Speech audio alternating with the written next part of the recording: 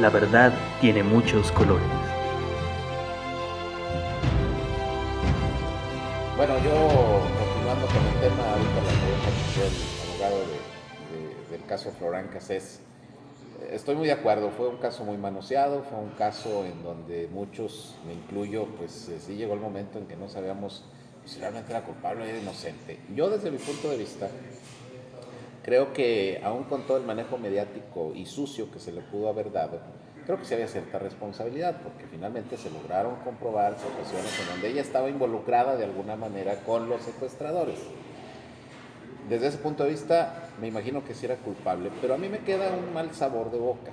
La dejan libre por el famoso tema del debido proceso, que se le violó el debido proceso, y me queda un mal sabor de boca porque si nos vamos al debido proceso, pues yo creo que a la mayoría de los detenidos se les viola de alguna manera sus derechos humanos y hay faltas al debido proceso. Entonces prácticamente todos podrían en un momento determinado alegar eso y salir libres, porque en el momento en que un ratero lo agarra un policía y le da un zape, pues ya para empezar es una violación de los derechos humanos y él puede acusar que no se le trató como dice la ley y hubo faltas al debido proceso. Entonces también, pues digo, yo sí siento que tenía culpabilidad y por una argucia legal, como yo quisiera así calificarlo, pues sale libre y luego todavía de piloto sale hasta como heroína, ¿no?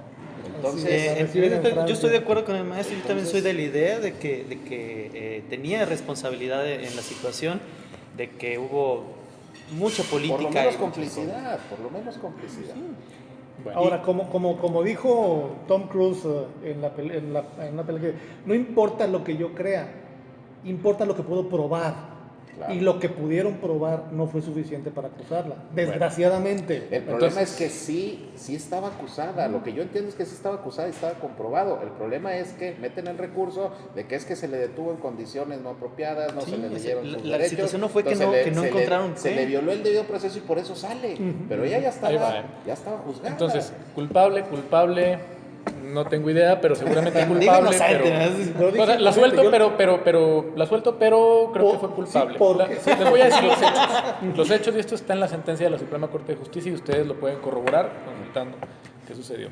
Cuando recién detienen a estas personas, ni siquiera había cierta de la detención, ni siquiera hay una constancia de que la hayan detenido en el rancho Las Chinitas a las 5:30 de la mañana. Se supone que ella la detuvieron y están así los registros policiales un día antes y la trasladaron a ese rancho. En segundo lugar, está demostrado que durante todo el tiempo que estuvo en México ella trabajaba en un hotel percibiendo un salario como empleada.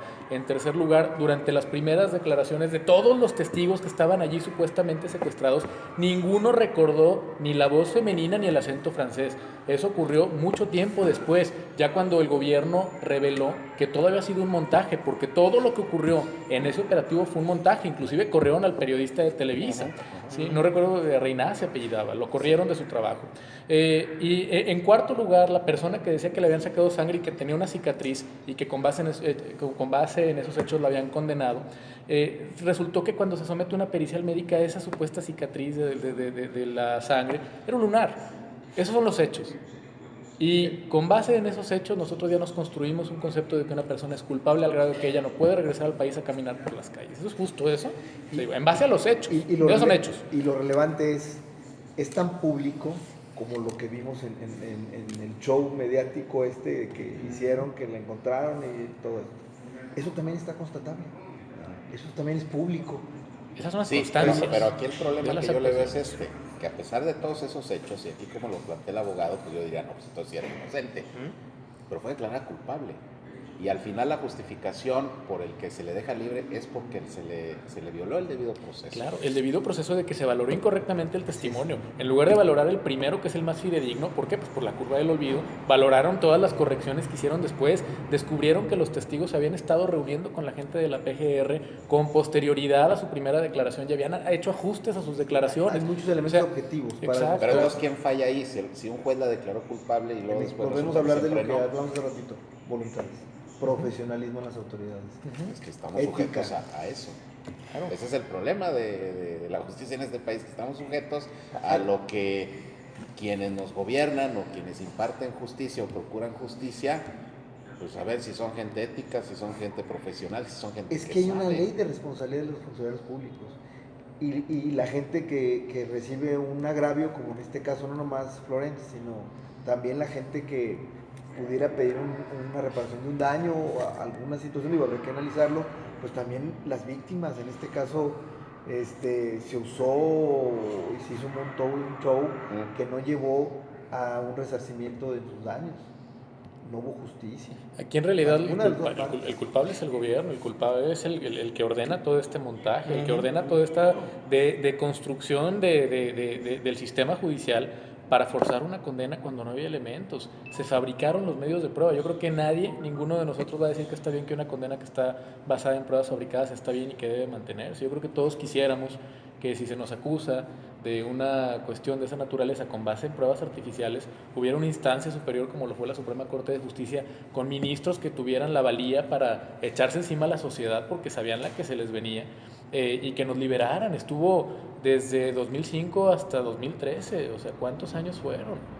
Ahora, ¿y eso cómo se repara? En ese tema, que estamos hablando de un asunto muy mediático, que fue un asunto llevado y traído nacional e internacionalmente, ¿qué tanto, precisamente como decía ahorita hace unos momentos, el tema medios de comunicación, la publicidad que se da a ciertos casos, incide en decisiones legales de abogados, de jueces, de ministerios públicos? ¿Qué tanto influye? Porque ahí estamos hablando de que entonces tampoco la ley está exenta de las presiones. Bueno, son las personas, y realmente no debería influir. Inclusive, ni siquiera poner atención a las noticias para ser objetivo. Pero a consideración de ustedes, ¿el árbitro se deja influenciar por el público para sacar la tarjeta o no? Por supuesto. Pasó. Por supuesto que sí. Y sigue pasando. Por supuesto que sí. Entonces, ¿qué futuro tenemos en términos de justicia en México con esas situaciones? Pero en todo el mundo.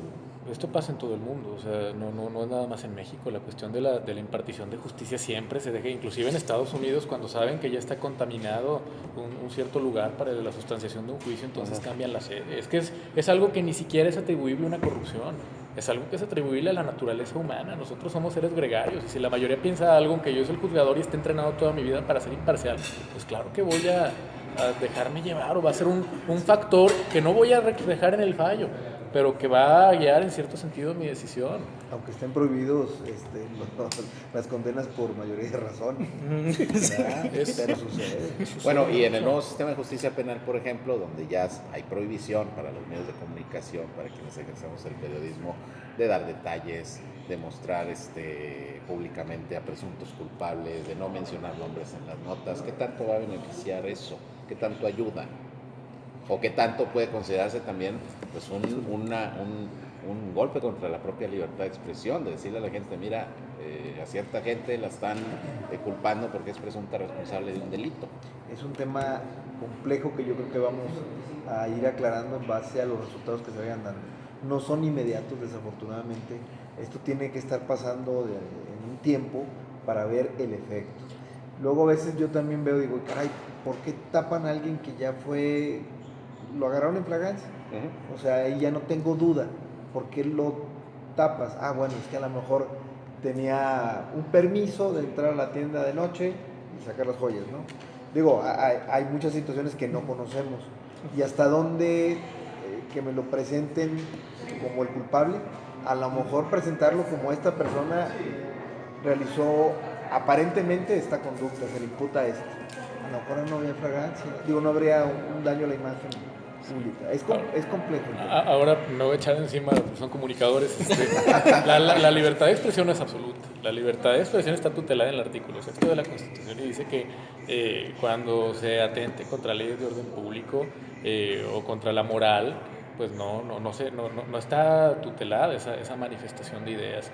La presunción de inocencia es una de las leyes de orden público de mayor valía en el Estado mexicano, que a todos nos beneficia. Nosotros no podemos juzgar. El artículo 17 nos proporciona a todos la vía jurisdiccional, que es la vía de los tribunales, para que cuando sepamos que alguien cometió un delito, entonces pues lo llevemos ante los tribunales para que ya la persona encargada de juzgarlo con las debidas garantías diga que es un delincuente, ¿no? El hecho de que nosotros, bueno, en este caso ustedes como comunicadores, con el poder de influir en la opinión pública, dañen de esa forma la reputación de una persona, pues están cercenando su plan de vida, están cercenando el crédito que tienen los demás de él y no tienen la certeza de que sea culpable, porque se estarían atribuyendo funciones que solamente la ley les confiere a individuos muy específicos que solo pueden emitir cuando se siguen procedimientos muy estrictos, que son los juicios. Entonces yo creo que está plenamente justificada esa limitación a la libertad de expresión en la medida en la que el ejercicio de ese derecho fundamental, porque es un derecho fundamental, viola el derecho fundamental a la presunción de inocencia de la persona respecto de la cual se están predicando esos hechos. ¿Me explico? Aquí sí es una cuestión de suma relevancia. Al comunicador no se le quita nada por el hecho de no poder dar el nombre de la persona. Sí puede informar que hay un proceso, sí puede informar los hechos, sí puede dar nombres también bajo ciertos contextos, pero entonces simplemente todos nos enteramos de lo que está pasando ahorita con los gobernadores o gobernadores que tienen órdenes de represión. No se está violando la libertad de expresión, lo que se está exigiendo es que no se les tilde de culpables cuando todavía no lo son. Bueno, lo que pasa es que una regla, y creo que muchos los que nos preciamos de hacer periodismo serio, pues la regla es siempre, incluso en la nota o en el comentario, es decir, es presunto culpable. Eso es importante. Es presunto, pues sí, presunto culpable, porque no podemos juzgar efectivamente, ¿no? Bueno, pero ahorita también hemos visto de que agarraron al homicida, o agarraron al... Ahora sí es cierto lo que dice el licenciado Salcido. Realmente muchos de los comunicadores son muy irresponsables. Todos por decir primero la nota o por decir la nota más fuerte. Por hacerla más escandalosa. Sí, tienden a realmente tirar toda la reputación, no solamente de la persona periodista, sino del medio de comunicación por la borda. Ajá. Y al público le fascina, que es lo peor del caso. Ahora yo pongo otro ejemplo de un famoso gobernador, no voy a decir nombres para evitar susceptibilidades, pero, ¿sí? En la cual sí está al menos dentro de los medios de comunicación, vuelvo a repetir, tampoco no nos consta a nadie porque no sabemos, que manejó muchos miles de millones de pesos, que hasta hicieron facturas hasta en servilletas y todo eso, y empezó a sacar dinero. Lo metieron a la cárcel en un país extranjero, ¿sí? Y después regresa y empieza a decir, no manchen mi honor, porque el que manche mi honor lo voy a demandar y lo voy a llevar a juzgarles. Entonces... Y lo peor del caso es que si demanda a alguien va a ganar. Mi pregunta es, yo digo, yo a lo mejor... ¿qué tan factible es que efectivamente yo haga una opinión como medio de comunicación en la cual yo hago una investigación y estoy viendo específicamente que a esta persona es presunto culpable de malversación de fondos y a mí me demanden por afectar el honor de la persona que tengo enfrente? Se privilegia siempre la libertad de expresión frente al resto de los derechos, pero en este caso, bueno, lo que sí ha pasado es que el tipo pues está respaldado por despachos de abogados muy grandes también, pues eso, saben argumentar un caso, saben llevarlo. Los periodistas que han sido demandados, no sé si se han defendido de manera adecuada, pero inclusive hay sentencias que establecen que se privilegia la información no veraz. ¿Por qué? Porque es buena para la democracia, pero que se ejerce con cierta responsabilidad, ¿sí? Es decir, que si se va a decir algo, bueno, pues es que yo estoy anunciando nada más que este es el resultado de sin meter la creación subjetiva, ¿me explico? O sea, ahí sí no hay nada que se pueda hacer. Si yo hago una investigación y esa investigación arroja y esa investigación dice, pues yo estoy dando hechos objetivos, nada más, ¿verdad? O sea, objetivo, no va a ser la calificación. Si ya la calificó el juez y es una sentencia que está firme, entonces podemos dar la nota en ese sentido. Y ya puede ser la crítica. Sí, claro. Y no puede haber un comentario. Claro, y puede decirse que la sentencia, ustedes pueden decir como periodistas que la sentencia les parece injusta porque ustedes investigaron de manera libre e irresponsable y encontraron que había un montón de evidencia que lo incriminaba en actos de que X, Y o Z. Eso sí se puede hacer. Eso sí se puede hacer. Y aunque es información falsa. Los tribunales dicen que se privilegia, aunque sea información falsa, porque si no, imagínense que estableciéramos un estándar de 100% veracidad. ¿Quién nos dice que es de la verdad? Pues el gobierno.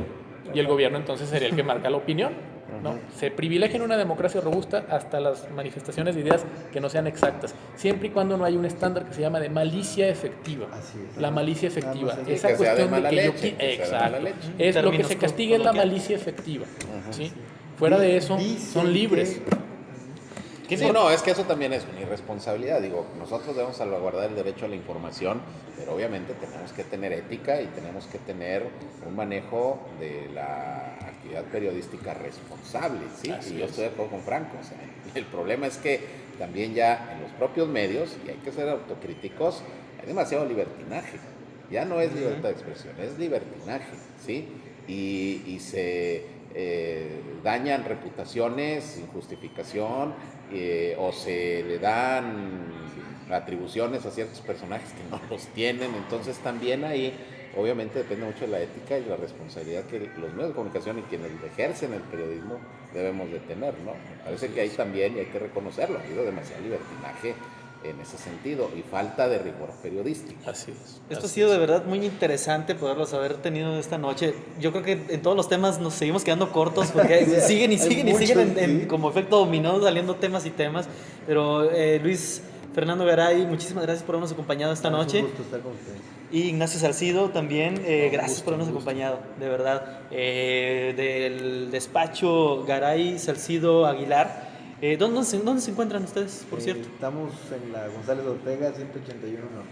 Perfecto, porque bueno, ya que nos hemos dado Por si quieren un amparo. Sí, bueno, es que nos hemos dado cuenta que están bien informados y todo, y que buscan instantes, pues bueno. Ya vimos que sí le saben. Porque la verdad, de repente es que el problema es que también uno se topa de repente con las leyes y no sabe ni qué onda ni para dónde hacerse, y pues es donde ya uno va terminando. Es mejor bien asesorado, pues ya vemos, ¿no? Y como consejo, el derecho funciona mejor, de la mejor manera que funciona es en forma preventiva. También reactiva, obviamente, pero claro, si tú lo haces, te asesoras antes de, siempre vas a ir con pies de plomo, sabiendo que lo que estás haciendo no estás... Lo que pasa es que a veces no nos esperamos lo que viene de plano. Creemos que ya fue lo más y nos sacan otra cosa, pero bueno, es cierto. Roberto Fernández, ¿qué tal? ¿Qué te pareció? No, muchas gracias. De verdad, un honor compartir la mesa con profesionales en la materia, sí, que al menos nos quitaron un poquito la ignorancia del ciudadano de a pie. Y pues obviamente esperando que podamos repetir esta misma mesa, porque realmente creo que se nos quedaron muchos temas. Hay que buscar otro pretexto para traer. Sergio Peinberg, ¿qué te parece? Muchas gracias, muy interesante. Se puso bueno el debate, tratamos bastantes temas y sobre todo nos aclararon muchas dudas sobre pues, los puntos que desde la semana pasada habíamos quedado que queríamos abordar, como es el tema del amparo, ¿no? Y ojalá que esto le sirva mucho a la gente para darse una idea de cómo funciona esto. Perfecto. Bueno, esto fue Caleidoscopio. Ya en el próximos programas nos estaremos tirando con las botellas de unos a otros a ver qué inventamos. Pero pues bueno, ojalá si hay alguna otra situación que infiera en lo legal, ojalá nos puedan acompañar, porque de verdad fue muy grande esto. Esto fue Caleidoscopio. La verdad, tiene muchos colores. Esta es una producción de Grupo CT Multimedia para radio, televisión e internet. Dirección general, Tomás Sánchez. Producción ejecutiva y edición de audio, Franco Díaz. Cámaras, edición de video, Edgar Pérez Gómez.